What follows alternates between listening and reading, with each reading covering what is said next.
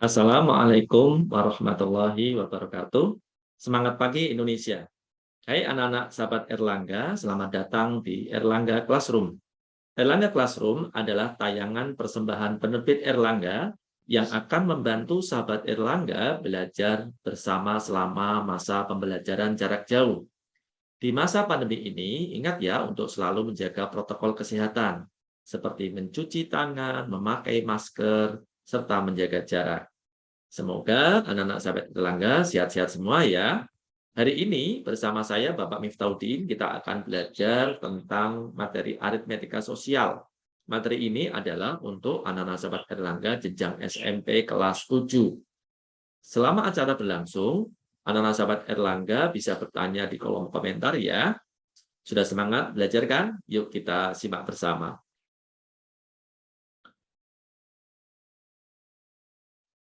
Anak-anak sahabat Erlangga, mungkin ada yang sudah menerima materi ini ya.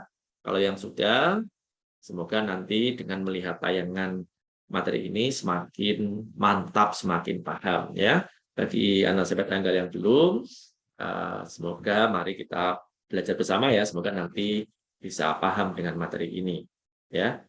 Untuk melanjutkan ya materi ini, Pak Miftah akan memberikan tips pencegahan COVID-19 seperti biasa ya. Yang pertama, menggunakan masker bagi yang sakit atau tidak, inisiatif selalu jaga jarak, fokus selalu minta perlindungan kepada Tuhan Yang Maha Esa, tetap di rumah saja kecuali ada kepentingan yang mendesak, ayo sering cuci tangan dengan sabun dan air mengalir, hindari kerumunan atau keramaian, untuk meningkatkan imun agar istirahat cukup dan olahraga teratur. Yang delapan, dianjurkan untuk mengkonsumsi buah dan sayur, mengikuti arahan dan himbauan dari pemerintah, dan yang terakhir ini yang paling penting adalah Langga ya, menikmati hidup dengan gembira ya, karena kegembiraan, kebahagiaan bisa meningkatkan imun kita masing-masing. Maka mencegah COVID-19 dengan Miftahudin.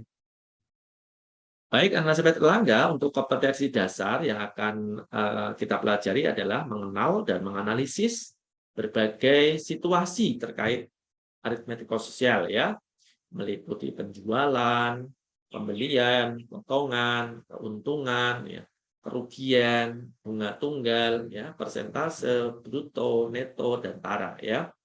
Yang kedua adalah menyelesaikan masalah yang berkaitan dengan aritmetika sosial ya. Kemudian pengalaman belajar yang anak-anak sahabat Erlangga nanti alami ada beberapa hal. Yang pertama adalah melakukan simulasi aritmetika sosial tentang kegiatan ekonomi sehari-hari ya. Yang kedua menentukan pemodelan matematika keuangan sederhana meliputi harga jual, harga beli, potongan harga, keuntungan, kerugian, bunga tunggal, persen keuntungan, bruto, neto, dan tara. Kemudian berikutnya adalah menentukan besar untung ya atau laba, rugi, harga jual, harga beli, rabat, neto, tara, pajak, dan bunga tunggal dalam kegiatan ekonomi. Pengalaman berikutnya adalah menentukan persentase ya, baik untuk untung, ya, rugi, rabat, ya, potongan harga, neto, tara, pajak, dan bunga tunggal dalam kegiatan ekonomi. Dan yang terakhir adalah menggunakan aritmetika sosial dalam menyelesaikan masalah matematika keuangan sederhana.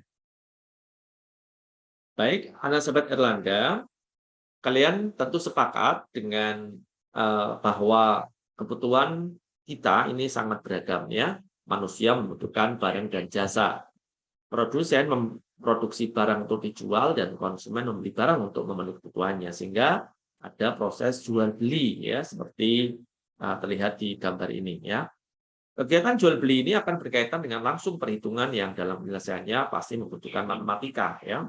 Sebagai contoh, pengelola toko swalayan biasanya mengambil keuntungan sebesar 30% jika toko tersebut memperoleh hasil penjualan 25 juta rupiah. Berapa besar keuntungan yang diperoleh? Nah, ini bisa menggunakan nanti ilmu aritmetika sosial yang akan kita pelajari di hari ini ya. Baik, Pak Miftah akan mulai dari ini, harga pembelian, harga penjualan, untung dan rugi. Harga barang dari pabrik, grosir, atau tempat lainnya disebut harga pembelian atau modal, ya. Sedangkan uang yang diterima oleh pedagang dari hasil penjualan barang itu disebut harga penjualan. Dalam perdagangan ada dua kemungkinan, anak-anak, ya. Bisa mendapatkan untung, bisa juga mengalami kerugian, ya. Sekarang Pak Pita akan menjelaskan dulu untung dan persentase untung, ya. Penjual dikatakan mengalami untung jika harga penjualan lebih tinggi daripada harga pembelian atau modal. Dengan demikian, untung itu dirumuskan harga penjualan dikurangi harga pembelian atau modal. Bagaimana mencari persentase untung? Ya, persentase untung itu sama dengan untung per harga pembelian atau modal dikalikan dengan 100%. Baik, kita lihat coba contohnya ya. Koperasi sekolah membeli satu dus sari buah yang berisi 24 gelas dengan harga Rp25.000 ya. Sari buah itu kemudian dijual dengan harga 1.300 per gelas. Bandingkan harga pembelian dengan harga penjualan ya. Kita tuliskan harga pembeliannya Rp25.000, harga penjualannya berarti 24 kali 1.300 karena ada 24 gelas ya, sama dengan 31.200. Sekarang bandingkan coba besar mana ya. Ternyata besar harga penjualan sehingga pedagang koperasi ini memperoleh untung. Berapa besar untungnya tinggal dikurangkan harga penjualan dikurangi harga pembelian. Untungnya adalah 6.200 sehingga koperasi sekolah mendapatkan untung sebesar 6.200. Ya, bisa ditangkap ya anak-anak? Baik. Pak, kita lanjutkan ini. Contoh berikutnya ya. Seorang pedagang ya membeli 2 macam beras masing-masing sebanyak 60 kilogram dengan harga 7.200 per kilogram dan 40 kilogram dengan harga 7.600 per kilogram. Kedua jenis beras tersebut kemudian dicampur dan dijual dengan harga 7.800 per kilogram. Berapakah keuntungan pedagang tersebut? Ya, tentukan persentase keuntungannya. Baik, kita lihat pembahasannya anak-anak. Kita tentukan dulu harga pembeliannya berarti 60 kali 7.200 ditambah 40 kali 7.600 ya.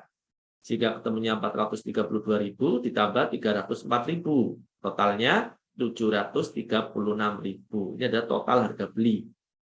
Sekarang kita tentukan harga penjualan. Karena dicampur ya, berasnya menjadi 60 plus 40 ya. 100 kan kali 7.800 sehingga ketemunya 780.000.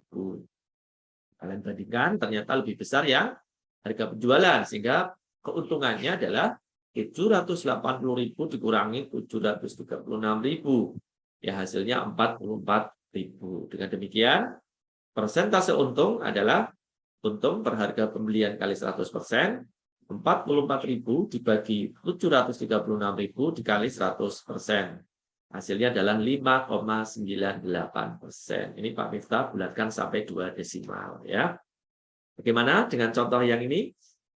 Mudah-mudahan bisa ditangkap ya. Kalian bisa paham dan apabila ada soal seperti ini kalian bisa mengerjakan dengan benar. Baik, sekarang Pak kita lanjutkan ke materi berikutnya yaitu rugi dan persentase rugi ya. Penjual dikatakan mengalami rugi jika harga penjualan lebih rendah daripada harga pembelian atau modal ya. Sehingga kita bisa tuliskan rugi adalah harga pembelian atau modal dikurangi harga penjualan ya. Kemudian persentase ruginya bagaimana? Persentase rugi adalah rugi per harga pembelian dikali 100%. Mirip dengan keuntungan ya, hanya di sini tinggal diganti dengan rugi saja. Baik, sekarang Pak Miftah berikan contoh soalnya. Ya, ini apa ini? Durian ini ya. Siapa yang nggak tahu durian ini buah yang sangat lezat yang ada di Indonesia ini ya.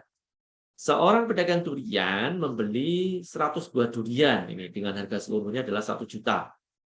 Dan ongkos angkut 100.000. Ingat ini ya, ada ongkos angkutnya. Ini hati-hati di sini. Kemudian 40 durian itu dijual dengan harga 13.000 per buah. 52-nya dijual dengan harga 10.000 per buah dan sisanya busuk. Berapakah kerugian pedagang itu? Tentukan persentase kerugian tersebut. Baik, kita lihat pembahasannya. Anak-anak sahabat Erlangga, karena di sini ada ongkos angkut nih ya, Rp100.000, maka itu masuk modal ya, modal yang dikeluarkan oleh pedagang.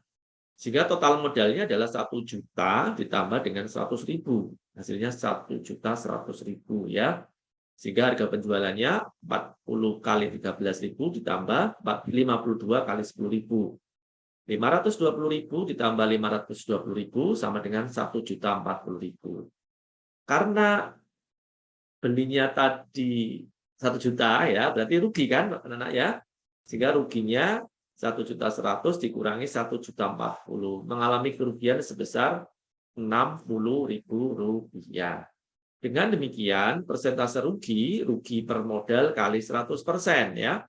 60.000 dibagi 1.040.000 kali 100%. Hasilnya 5,77%, dibulatkan sampai 2 desimal. Bagaimana nasib Erlangga? Bisa dipahami ini ya materinya? Baik. Kalian bisa menguji pemahaman kalian ya dengan mengerjakan soal latihan 1 halaman 53 sampai 54 nomor 1 sampai 11. Ini ada di buku matematika untuk SMP garis miring MTS kelas 7 semester 2 ya, jilid 1B karangan M. Kholik Adinawan ya. Ada versi cetak dan elektroniknya ya. Baik, Pak Miftah akan lanjutkan ke materi berikutnya.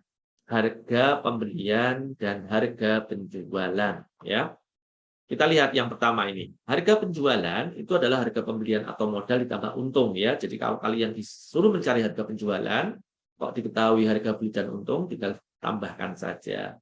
Yang berikutnya, harga penjualan itu harga pembelian atau modal dikurangi rugi. Ini jika rugi ya. Kemudian yang kedua ini, harga pembelian atau modal, harga penjualan kurangi untung. Ya, berikutnya harga pembelian atau modal adalah harga penjualan ditambah rugi. Kemudian berikutnya ini, untung adalah persentase untung kali harga beli. Ya, jadi kalau diketahui harga beli sama persentase untungnya, kita bisa tahu untungnya. Ya. Kemudian rugi itu adalah persentase rugi kali harga pembelian atau modal. Ya, jadi rugi ini bisa dicari ya, tinggal persen rugi dikali harga beli atau modal. Berikutnya, harga penjualan adalah harga pembelian ditambah persentase untung dikali harga pembelian dibagi modal ya. Jadi jika diketahui untung rumusnya seperti ini untuk mencari harga penjualan ya. Berikutnya harga penjualan juga bisa dicari dengan harga pembelian dikurangi ya. Persentase rugi kali harga pembelian dibagi modal ya. Kemudian berikutnya, harga pembelian itu harga penjualan dikurangi persentase untung kali harga pembelian dibagi modal. Yang terakhir, harga pembelian ini harga penjualan ditambah persentase rugi dikali harga pembelian dibagi modal. Ya, gimana nasib tetangga? Dan paham ya dengan rumus yang Pak Miftah berikan kali ini. Sekarang coba kita lihat contoh soalnya. Ya, yang pertama, toko mainan ceria ya berhasil menjual 30 buah mainan edukatif anak dengan memperoleh hasil penjualan sebesar Rp432.000 ya. Dari hasil penjualan mainan tersebut, ternyata toko ceria mendapat untung sebesar Rp90.000. Tentukan harga pembelian sebuah mainan edukatif anak tersebut. Bagaimana kalau mengerjakan soal ini? Ayo. Ya, coba yuk kita lihat pembahasannya. Harga pembelian, harga penjualan 30 buah mainan edukatif, Rp432.000 ini diketahui ya. Kemudian kita bisa nih mencari harga pembeliannya itu dengan mengurangkan ya penjualan dengan untung. Sehingga Rp432.000 dikurangi Rp90.000. Untungnya berapa ini? Rp342.000. Dengan demikian, harga pembelian sebuah mainan edukatif adalah Rp342.000 dibagi 30. Hasilnya adalah Rp11.400. Bagaimana? Nah, seperti Anda bisa dipahami ya. Baik. Sekarang Pak Miftah lanjutkan ke soal yang kedua. Ini coba dilihat ini. Pedagang elektronik membeli audio player ya dengan harga Rp800.000. Jika pedagang tersebut menghendaki untung 15%, berapa rupiah perangkat tersebut harus dijual? Ya, jadi ini yang diketahui adalah apa ini? Harga belinya dan persen untungnya. Ya, berapa harga jualnya? Gitu. Coba kita lihat nih pembahasannya. Kita tuliskan dulu di sini. Harga pembelian adalah 800.000 ya. Kemudian untung 15% ya, berarti 15 per 100 ya, karena 15% kan bisa ditulis 15 per 100 ya, dikali dengan 800.000.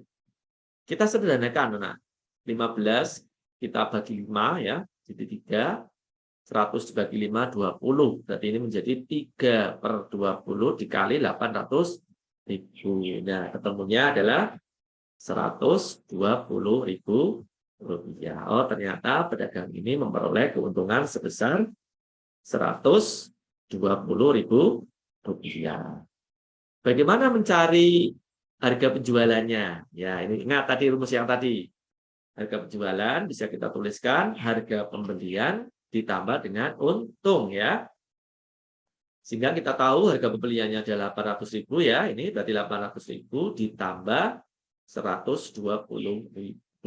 Sehingga ketemunya adalah 920.000 rupiah. Dengan demikian, perangkat elektronik ya, tadi audio player itu harga jualnya adalah 920.000 rupiah. Bagaimana anak-anak sahabat Erlangga, bisa dipahami ya? Iya, semoga semuanya bisa memahami materi ini ya, soal ini. Nanti jika ada soal yang sama seperti ini, kalian bisa dengan cepat dan benar mengerjakan. Ya, baik. Pak, kita lanjutkan sekarang ke contoh yang ketiga ini ya. Buah apa ini ya? Semangka ini ya. Jadi ini buah semangka, buah yang banyak ya ada di Indonesia dan kalian pasti banyak yang suka juga dengan buah ini ya, karena ini buah yang sehat ya untuk kita. Baik, kita lihat contohnya. Seorang pedagang buah ya membeli 45 buah semangka dengan besar relatif sama ya. Setelah terjual habis, ternyata pedagang itu mengalami kerugian sebesar 13.500 ya. Karena ia hanya memperoleh uang hasil penjualan sebanyak Rp495.000, tentukan harga pembelian tiap buah semangka tersebut. Ya, jadi ini apa ya yang diketahui? Ya, diketahuinya adalah harga jualnya ya, harga jualnya ini kan. Kemudian yang berikutnya harga kerugiannya, ini kerugiannya. Maka kita akan mencari harga beli tiap buah semangka. Berarti kita cari dulu apa? Harga beli semuanya dulu, harga beli seluruhnya ya. Kita tuliskan di sini, harga pembelian seluruhnya berarti harga penjualan ditambah rugi ya. Sehingga kita tuliskan di sini Rp495.000 ditambah 13.500 ya. Ketemunya ini berapa ini? 508.500 rupiah. Sehingga ternyata harga semua yang dibeli, harga pembelian seluruhnya itu adalah ini ya. Ya, yang ditanyakan kan bukan seluruhnya anak-anak ya. Yang ditanyakan adalah tiap buah semangka. Dengan demikian, tinggal harga pembelian tiap buah semangka atau sebuah semangka tinggal 508.500 dibagi 45 ya, ketemunya adalah 11.300. Iya, bagaimana nasib Erlangga? Bisa dipahami kalau ada soal seperti ini? Iya, semoga bisa ya. Silakan kalau yang si bingung bisa tulis di kolom komentar ya, sehingga nanti Pak Muka bisa nanti suatu saat menjawab ya, memberikan pemahaman ya. Baik, Pak Miftah akan melanjutkan ke contoh soal berikutnya. Ini contoh yang keempat ini ya. Toko kain indah ya menjual 2 lembar kain batik dengan motif dan kualitas yang sama dengan harga Rp96.000.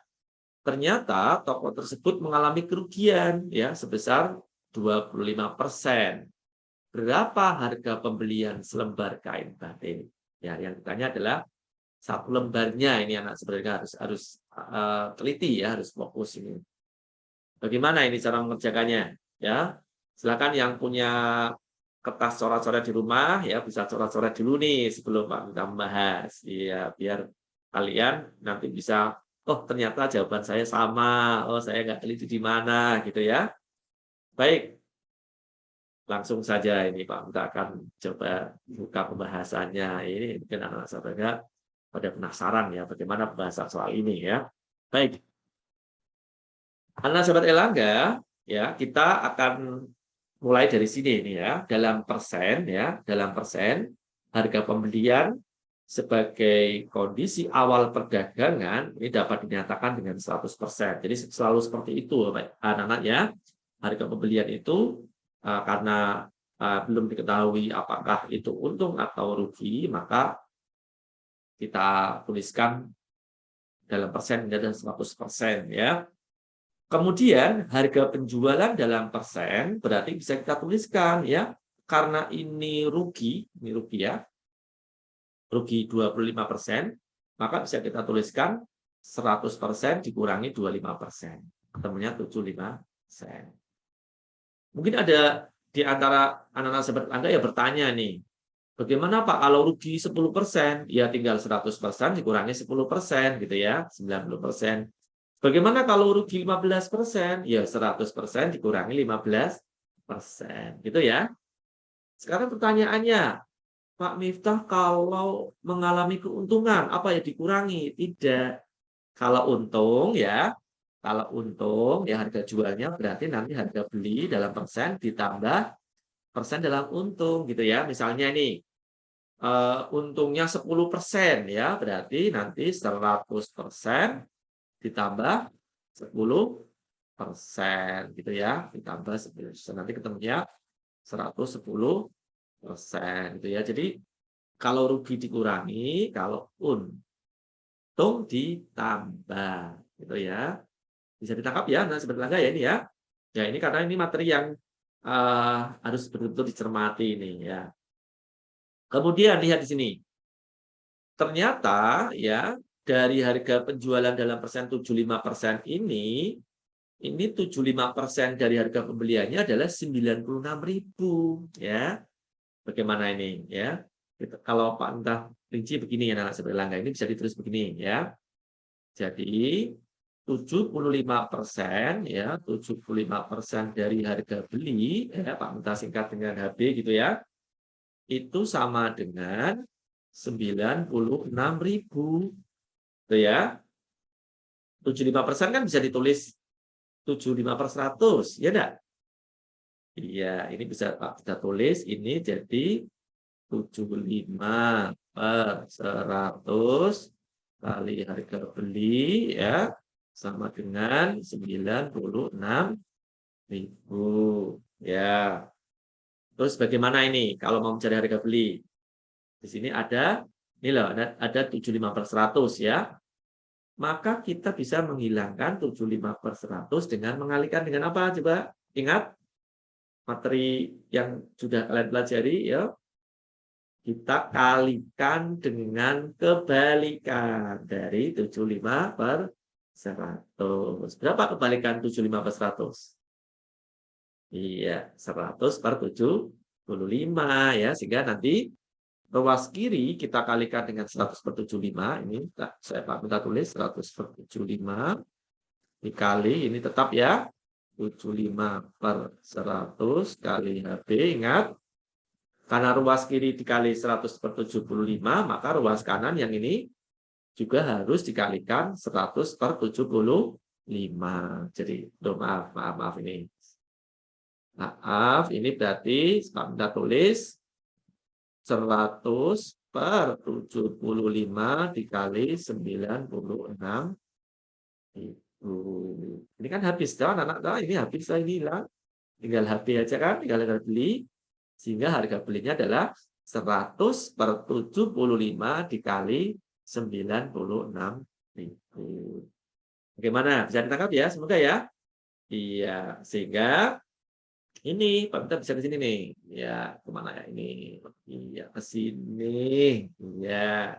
Sehingga harga pembelian seluruhnya bisa Pak Minta tulis 100 per 75 dikali Rp96.000.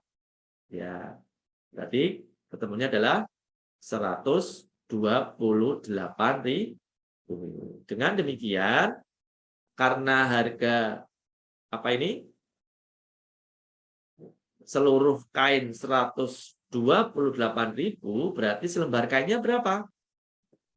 Kan ada dua ini ya. Ada dua lembar kain kan ini. Berarti tinggal dibagi dengan dua ya. 128.000 dibagi dua ya. Ketemunya 64.000 rupiah. Bagaimana ini anak sahabat Erlangga? Bisa enggak? Seperti ini ya. Kalau ada soal seperti ini. Iya, semoga bisa ya.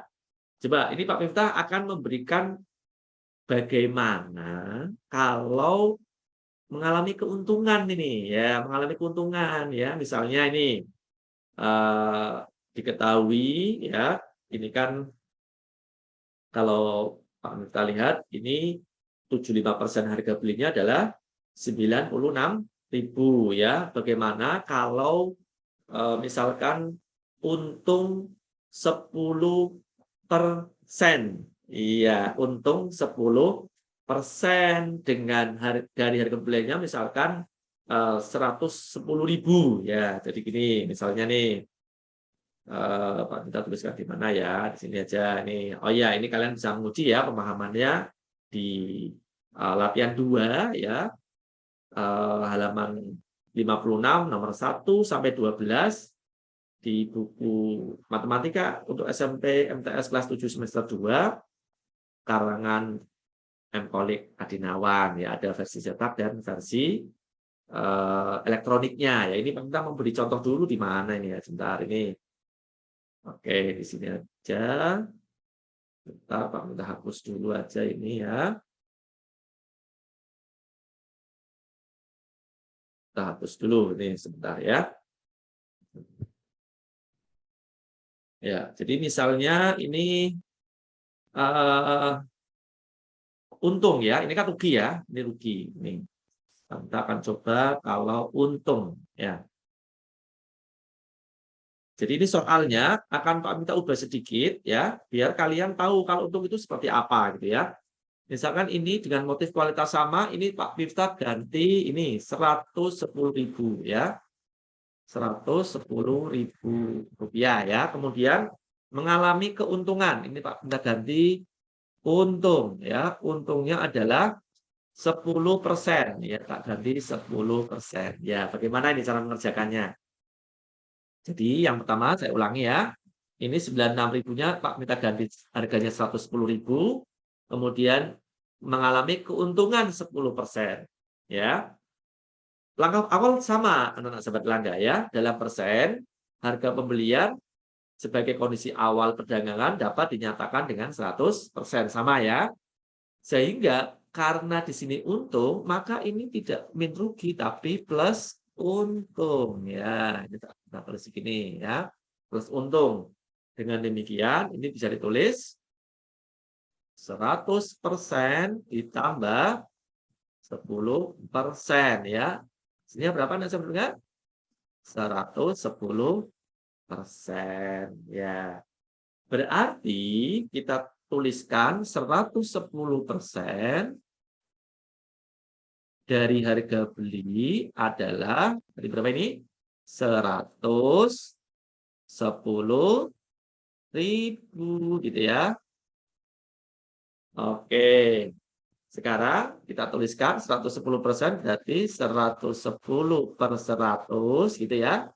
Kali harga beli sama dengan 110.000. Ya.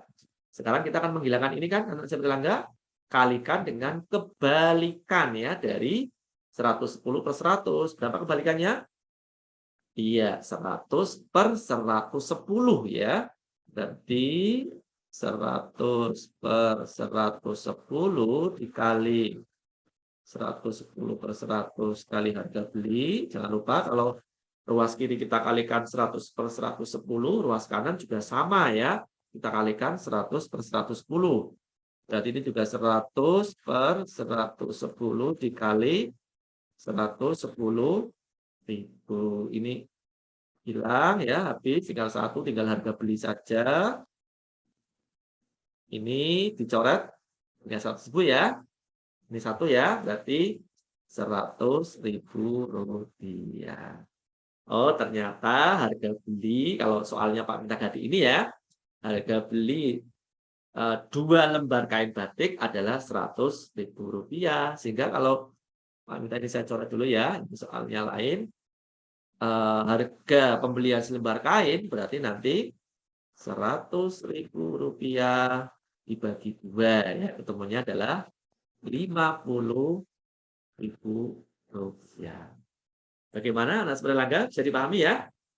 Iya, jadi Pak Mita mencoba mengganti nih, kalau untung caranya bagaimana ya, biar kalian nanti paham semua ya, kalau untung bisa, kalau rugi juga bisa.